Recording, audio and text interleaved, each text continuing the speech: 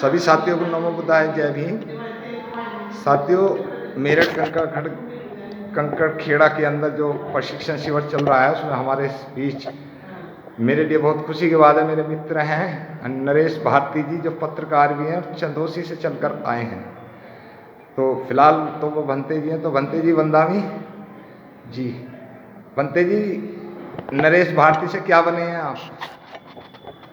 भंते प्रज्ञाशील जी।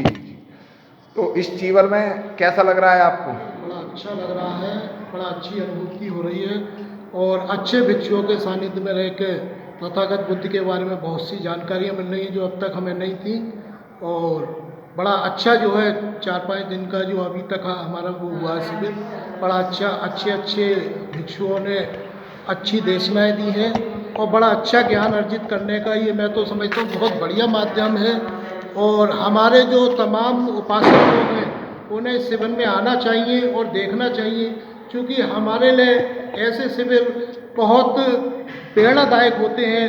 क्योंकि तमाम उच्च कोटि के भिक्षु हमारे बीच में आते हैं और उच्च कोटि के विद्वान हमारे बीच में आते हैं जो समय समय पर अपनी देशनाएँ देते हैं। तो मैं तो आह्वान करता हूँ तमाम लोगों से कि आए और इस शिविर को देखें, इस शिविर से प्रेरणा लें, जिससे कि हमारा जो तथागत बुद्ध का जो धम्म है वो और अधिक लोगों तक पहुँचे, यही मेरी कामना है।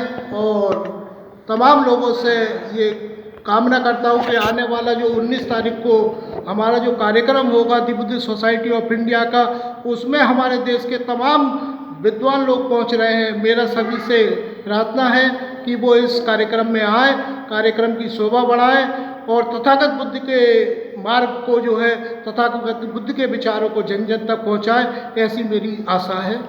भंते जी, कुछ सवाल है मेरे जी। आप पढ़े लिखे हैं, आप पत्रकार भी हैं, आप यूट्यूब भी चलाते हैं। आपके चंदोसी साइड के अंदर जो है भगवान बुद्ध का, परम पूज्य बाबा साहब का विचारधारा कुछ कम है। ऐसा है, क्योंकि आप मेरठ में बैठे हुए हैं, मैं जनपद संबल से जो है तो मैं समझता हूँ कि चूँकि मेरठ अपने आप में बहुत बड़ा ज़िला है और एक कमिश्नरी है, तो जहाँ तक मेरा अपना मानना है कि मेरठ ज़्यादा जागरूक है हमारे ज़िले की अपेक्षा। और हम लोगों की कोशिश है, आपने भी कई बार हमारे बीच में जाकर इधर से उन लोगों को जागरूक कराए, और हमारी ये कोशिश है कि हम आप लोगों से प्रेरणा लेकर और इस मिशन को जो है आगे बढ़ाएं। क्योंकि ऐसा है ना, मेरठ का मुकाबला हम लोग नहीं कर पाएंगे, हमारा बहुत छोटा ज़िला है। और अभी कुछ समय पहले ही बहन जी ने जो है हमारे ज़िले का जो नाम रखा था, पहला नाम जो है भीमनगर था, अब चूँकि बीच में जो सरकार आई उसने नाम का चेंज कर दिया। तो हमें तो मेरठ, दिल्ली, गाज़ियाबाद इन ज़िलों से प्रेरणा लेकर काम कर रहे हैं और इन ज़िलों में समय समय पर जो शिविर लगते आए हैं हम जाते हैं उन लोगों के बीच में, जिससे कि हमें मार्गदर्शन मिल सके।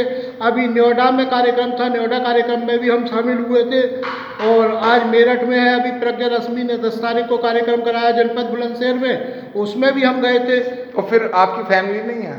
फैमिली नोएडा वाले कार्यक्रम में गई थी, नरोरा वाले कार्यक्रम में गई थी। अब चूंकि कुछ पारिवारिक की जिम्मेदारियां भी हैं। हाँ। अब कार्यक्रम मान लो महीने में 10 होंगे तो जरूरी तो नहीं है 10 के 10 कार्यक्रम में। चूंकि नोएडा हमारे जो है जो जीवन संगिनी है, नोएडा 10 दिन पूरे रही थी वो, और नरोरा में पूज्य भंते प्रज्ञा रश्मि जी ने जो कार्यक्रम कराया था उसमें हमारी जो जीवन संगिनी रही थी, साथ में थी मेरे बल्कि वो।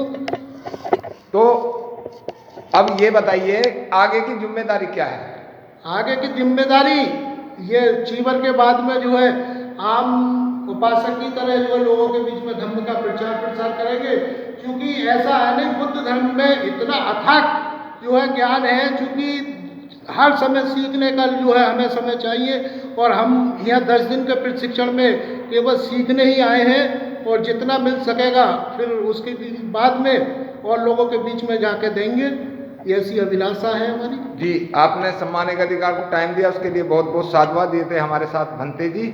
और मेरा निवेदन है कि इनका शिविर जो है कामयाब हो, तथागत की कृपा हो इन पर। नमो बुद्धाय, जय भीम।